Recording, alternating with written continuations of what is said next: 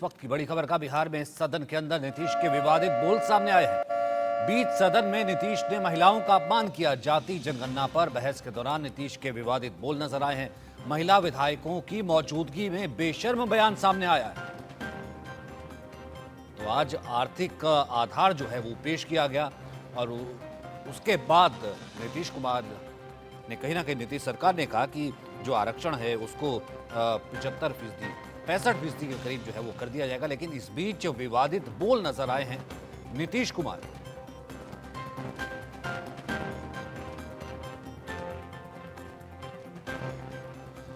जाति जनगणना पर बहस के दौरान नीतीश के विवादित बोल नजर आए हैं। महिला विधायक वहां पर मौजूद थी। महिला विधायकों की मौजूदगी में बिहार में सदन के अंदर नीतीश ने जो संबोधन किया वो बेहद आपत्तिजनक था।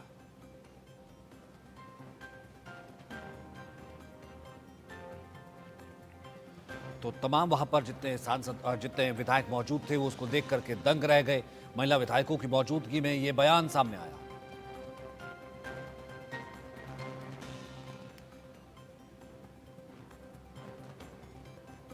तो नीतीश का शादी ज्ञान, किस तरीके से महिलाओं का अपमान, जाति जनगणना पर।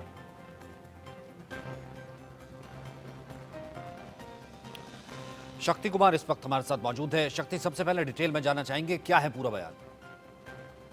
देखिए, नीतीश कुमार आज जो है जाति आधारित सर्वे पर जो हुआ था उस पे जो है आज विधेयक पर चर्चा के दौरान जो है नीतीश कुमार चर्चा बयान अपनी बातों को रख रहे थे और उसके दौरान जो है उन्होंने एक महिलाओं को लेकर काफी विवादित बयान दिया है। उन्होंने कहा कि जो शिक्षा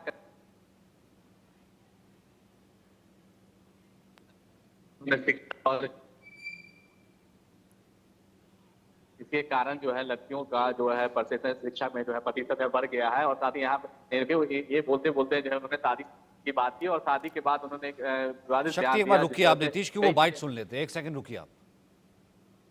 जो पुरुष है वो तो रोज रात में जो सदिया होता है उसके साथ करता है ना, तो उसी में और पैदा हो जाता है।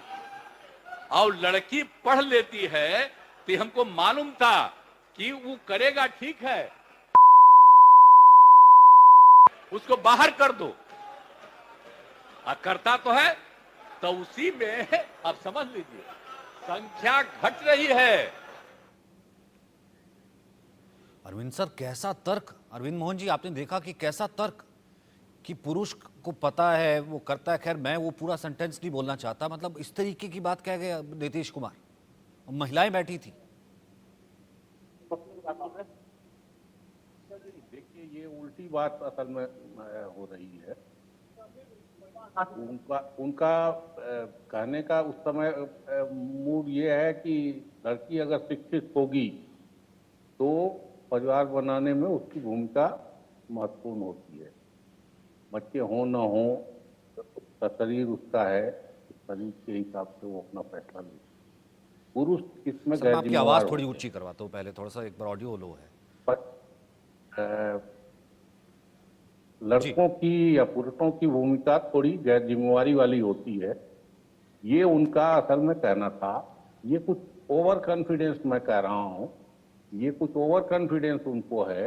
इस बार जाति जनगणना को लेके जिस किस्म की चिंता शुरू हुई है, जिस किस्म की चर्चा शुरू हुई है, जिस किस्म की राजनीतिक लाभ दिखाई देने लगा है अचानक उनके इर्द गिर्द, ये उससे पैदा अति आत्मविश्वास है, जिसमें इस तरह की बातें करना उनको लगता है कि अब वो शायद उनका कद काफी बड़ा हो गया है, इस किस्म की बातें करना। लेकिन आप सर जिस तरीके से कह देंगे, मतलब आप डायरेक्टली कह गए। मतलब बचपन से हम भी सर एक सभ्यता, एक संस्कृति, जिस तरीके के समाज में रहे हैं, किस तरीके की बातें की जाती हैं या नहीं की जाती है। अब नीतीश कुमार मुख्यमंत्री से बाकायदा बखूबी कौन जानता होगा। नहीं, यही बात असल में पुरुष आता है, उसे पता है कि क्या करना है। कि अगर एक लड़की को पढ़ाओ, एक औरत को पढ़ाओ तो पूरा परिवार पढ़ता है, पुरुष पढ़ता है तो एक अकेला पुरुष पढ़ता है। तो ये बातें इतनी खूबसूरत ढंग से पहले कही गई हैं और इसका मतलब असल में डिटेल सब कुछ है कि वो फिर लड़की होगी तो फिर वो अपने बच्चों को पढ़ाएगी, फिर वो बाकी लोगों को संस्कार देगी। तो कायदे से ये चीज औरत के हक में जानी चाहिए, लेकिन जिस बौने ढंग से वो कह रहे हैं उसमें ये चीजें उल्टी लग रही हैं, उल्टी हो गई हैं। वो लगता है कि औरतों को अपमानित करने वाली बात है। कायदे से ये बात पॉजिटिव है और पॉजिटिव होनी चाहिए कि औरत अगर पढ़ी लिखी होगी, औरतों में अगर पढ़ाई आती है, तो फिर वो संस्कारित वो होती है, परिवार होता है, उसके बच्चे होते हैं, फिर अगले जनरेशन की तरफ जाती है चीजें। जो बात आज दुनिया में एक आदर्श के तौर पे हर आदमी इसको कोट करता है कि औरत पढ़ेगी लिखेगी तो फिर परिवार विकसित होगा, वो अकेले की पढ़ाई नहीं है। पुरुष का ज्ञान जो है और पढ़ाई वो अकेले घर में रुक जाता है। सर, इसके ऊपर पॉलिटिकल तो चीजें रिएक्शंस आगे काफी शार्प आ रहे हैं जिस तरीके की बात की गई है। उषा आएंगे विद्यार्थी है, ही पूर्व और विधायक। देख- एक सेकंड में एक ले लेता हूँ, उषा विद्यार्थी हमारे साथ, पूर्व विधायक। उषा जी, इसको लेकर के आपका क्या रिएक्शन, जिस तरीके की भाषा का इस्तेमाल किया गया, जिस रिएक्शन के तहत, हालांकि वो तो ये कह रहे हैं कि मैं तो यहाँ पर महिलाओं की बढ़ोतरी, उनके पढ़ाई लिखाई और जितना पढ़ेगी लिखेंगी ये लड़कियाँ फिर जो है अपनी शादी के बारे में खुद सोच सकेंगी, तमाम तरीके की बातें कहना चाहता था या कही गई है। उनके विधायक तो ये कह रहे हैं, आपका रिएक्शन?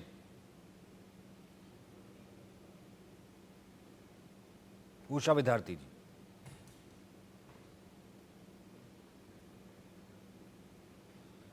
शक्ति, किस तरीके के रिएक्शंस है?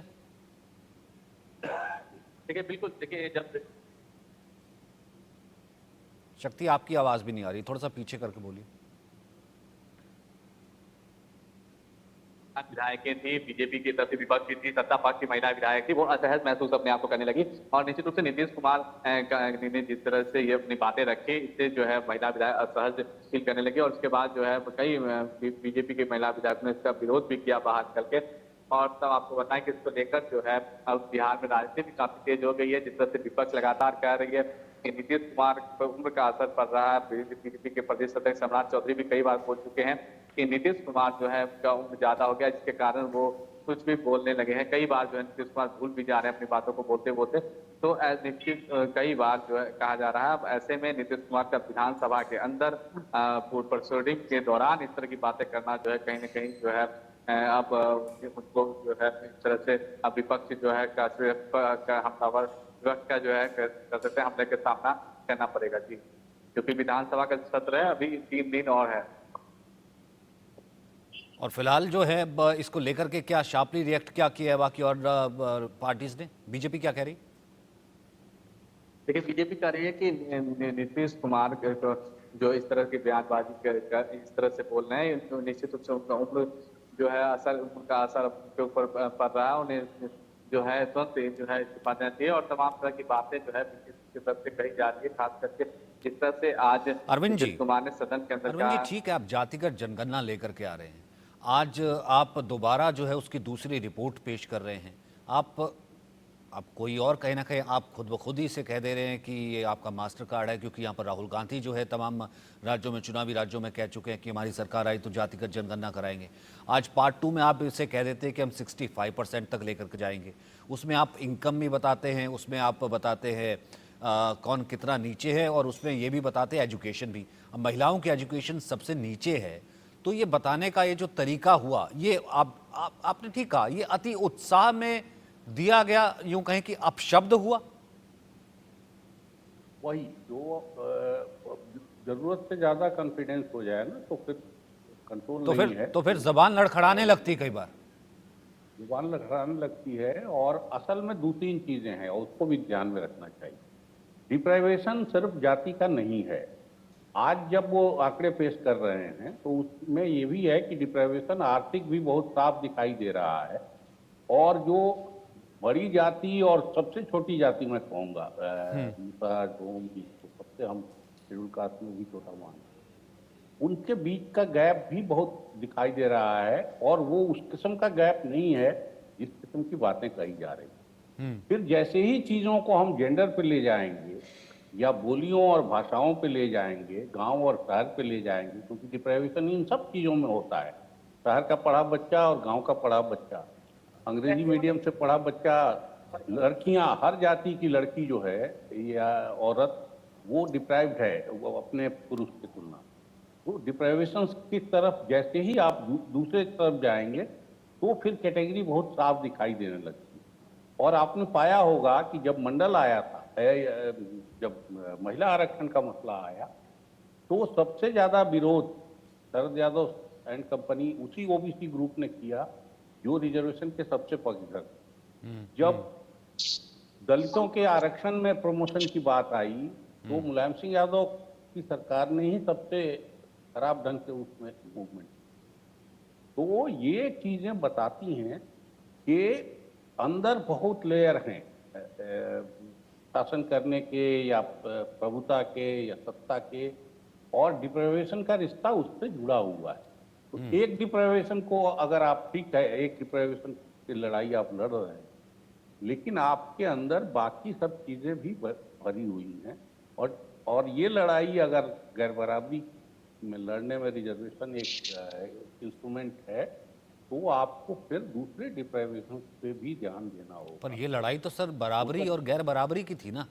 अब बराबरी गैर बराबरी में तो फिर वो अगड़े भी आ गए। फिर आप किस तरीके से आप अति उत्साह में चल जाएंगे, क्योंकि आप तो सिर्फ जाति को ही पैरामीटर बना करके अपना आरक्षण का यार्डस्टिक लेकर के चले थे। अब यहाँ पर गरीबी जो है वो तो सब में आ गई। आप देखिए, पिछड़ों को लेके जिस किस्म से अगड़े बोला करते थे, उनका बयान, अगड़ों का बयान भी अपमानजनक सैकड़ों बार, हजारों बार होता रहा। आप ठीक उसी किस्म का बयान महिलाओं को लेके कर रहे हैं। आप मनसा आपकी ऊपर से जो भी हो, लेकिन आप जब बोलने लगते हैं बहुत भरोसे से और बहुत, तो फिर आपके इससे अपमान निकलता है। सामने बैठी औरत उससे अपमानित महसूस करने लगती। सामने बैठी औरत जो है, आज भी जैसे ही नाम आता है महिला आरक्षण का, तो परकटी महिला का विशेषण कहाँ से आया? तो शरद यादव ने। तो ये अंदर छुपा हुआ जो आपके अंदर पुरुष है, जो सत्तावादी पुरुष है, ये उसकी बात है और वो निकल के आती है। तो इसलिए ये लड़ाई छोटी नहीं है, ये बड़ी लड़ाई है और कई लेवल की लड़ाई है। इस डिप्राइवेशन को किस तरह से आप डील करेंगे, ये सिर्फ राजनीतिक फैसलों से या हल्के राजनीतिक फैसलों से मैं कहूँगा, उससे भी नहीं होगा, उससे नहीं होना। और उसमें आंकड़े इंपॉर्टेंट पॉइंट होंगे। तो अगर जाति की जनगणना हो रही है और उसमें फिर ये बात भी निकल के आ रही है कि लड़कियों की पढ़ाई और लड़कों की पढ़ाई में भारी गैप है अभी बिहार जैसे राज्य, तो आपको फिर उस डिप्राइवेशन को कैसे खत्म करेंगे, उस डिप्राइवेशन को कैसे, तो फिर सर फिर जाति तो यार्डस्टिक नहीं हो सकता ना सर। फिर अकेली जाति यार्डस्टिक नहीं हो सकता। अगर आज आपके आंकड़े में ये कहता है कि अगर सामान्य में भी 35% ऐसे हैं जिसको अगर 3 वक्त की या 2 वक्त की रोटी नहीं मिल रही, गरीबी रेखा से नीचे बैठा हुआ है, तो फिर आरक्षण का तो अधिकारी वो भी होगा। अब ठीक है, उसकी जात सामान्य है, तो अगर वो भूमियार है, जात सामान्य है, भूमियार आता है, सबसे अगड़ा है, तो भैया उसका क्या कसूर हुआ? अब 35% में तो वो भी बैठता है कि उसके घर में 2 वक्त का चूल्हा नहीं चलता, ये खैर अलग बात है। लेकिन आज ये जो विवादित बयान दिया है, उसको लेकर के उषा विद्यार्थी हमारे साथ जुड़ी हुई है और साथ ही साथ एक और जो बीजेपी की विधायक है, उनका भी बयान हम आपको सुनाएंगे। उषा जी, आपको क्या लगा कि जुबान फिसल गई या सोच समझ कर दिया गया, या किस तरीके से आप इस बयान को देखती हैं या फिर रिएक्ट करती हैं? देखिए, ये हम लोगों ने तो माननीय मुख्यमंत्री जी के साथ काम भी किया है और काफी दिनों साथ में रहे हैं, लेकिन अब किस संदर्भ में उन्हें बात की, वो भी सदन के अंदर बातों को खोल कर रखा। अब क्या है कि देखिए, हमारी अपनी संस्कृति, परंपरा, लज्जा, ये सब हमारे बहुत धरोहर है, हम सब कुछ जानते हैं, लेकिन उसको हम सदन के अंदर व्याख्या नहीं कर सकते, उसको हम किसी पब्लिक प्लेस पर व्याख्या नहीं करते हैं। यही हमारी पूंजी है। अब किस संदर्भ में, किस भावना में उन्होंने इस तरह की बातें कही, हम लोग को तो बोलने में भी शर्म आ रही है। इस पर हम लोग क्या बात करें? ये जनसंख्या का विषय अलग है, जनसंख्या पर नियंत्रण होना चाहिए, जनसंख्या हमारी बढ़ रही है, लेकिन हम उसको एक्सप्लेन कैसे करते हैं, हम लोगों को कैसे बता रहे हैं, ये तरीका ठीक नहीं है। अब कैसे उनके हम कह सकते हैं, इस पर बहुत ज्यादा हम बोल नहीं पाएंगे, हमको सुन बहुत जाहिर सी बात है, कोई भी नहीं बोल पाएगा। जिस तरीके की भाषा, जिस तरीके की संस्कृति और जिस तरीके का समाज हमारा है, मुझे लगता है कहीं ना कहीं तो मर्यादा लांघी गई यहाँ पर मुख्यमंत्री जी, और माफ़ी तो शायद उन्हें मांगनी चाहिए। बहुत बहुत शुक्रिया आप सभी का मेरे साथ जुड़ने।